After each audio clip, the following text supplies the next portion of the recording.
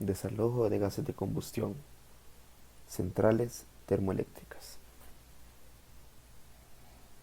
Como introducción, la combustión de cualquier combustible requiere el suministro de oxígeno, generalmente en forma de aire atmosférico, y combustible en el estado apropiado, cantidades y adecuadamente mezclado.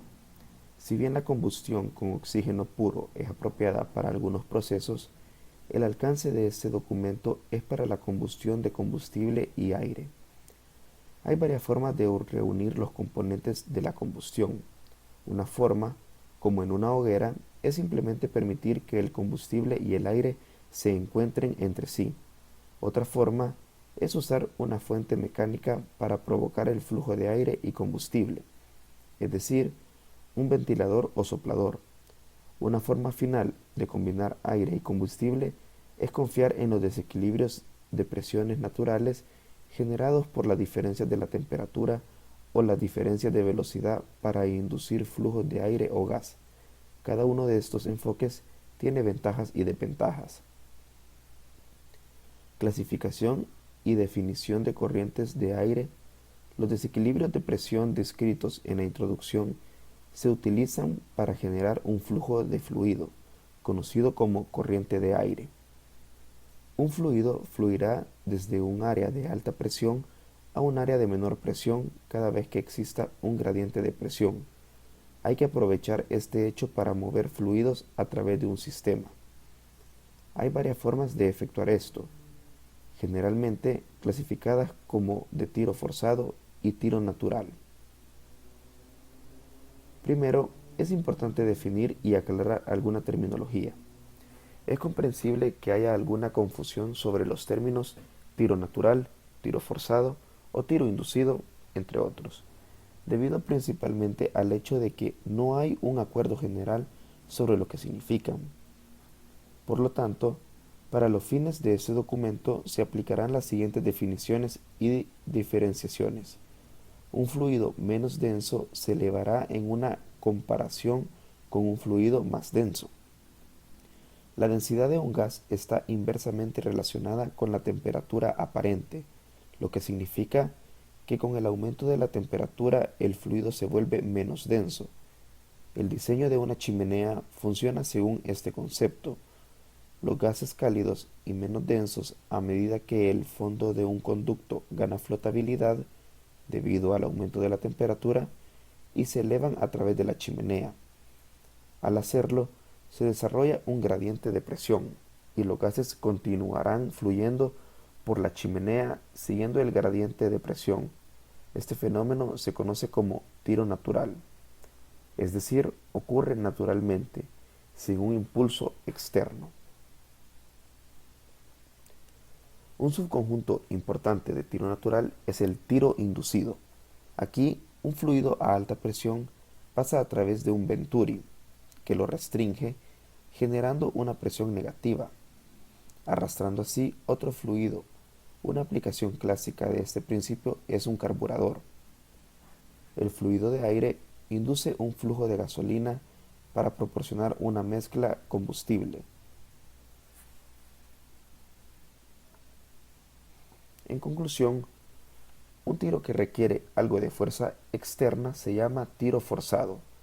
Comúnmente, un sistema de tiro forzado tendrá un ventilador o ventilador externo que crecerá y creará una diferencia de presión y por lo tanto el tiro. Un sistema de combustión, los ventiladores suelen proporcionar aire y en algunos casos extraen gases residuales de la cámara de combustión. Consideraciones especiales para un sistema de combustión de tiro inducido.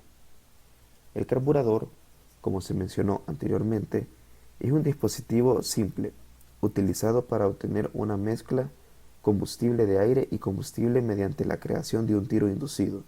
Sin embargo, hay una razón por la cual los carburadores han caído en desgracia.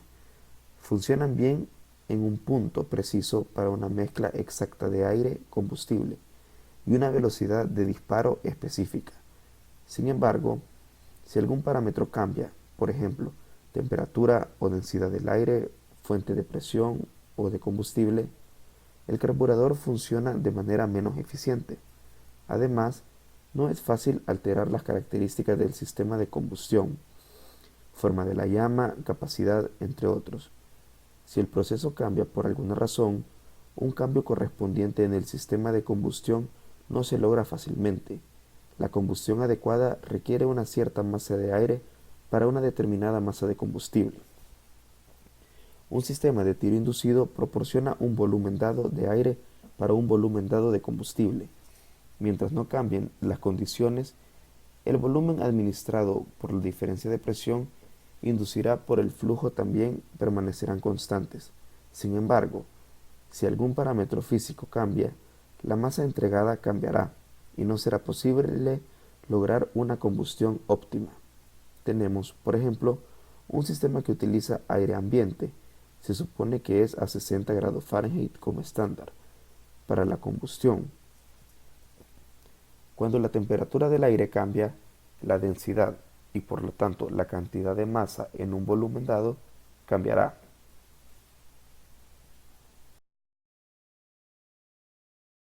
Consideraciones especiales para el tiro forzado. Hay consideraciones importantes para un sistema de combustión de tiro forzado. En general, hay más equipos físicos, válvulas, interruptores, entre otros, y en consecuencia la estrategia de controles es más complicada. Además, obviamente hay un ventilador o ventilador con sus controles auxiliares, conexiones de servicios públicos y mantenimiento, así como problemas de confiabilidad.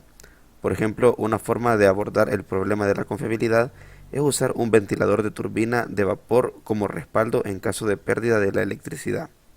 Finalmente, el nivel de habilidad para los operadores y el personal de mantenimiento son generalmente más altos debido a la complejidad añadida del sistema.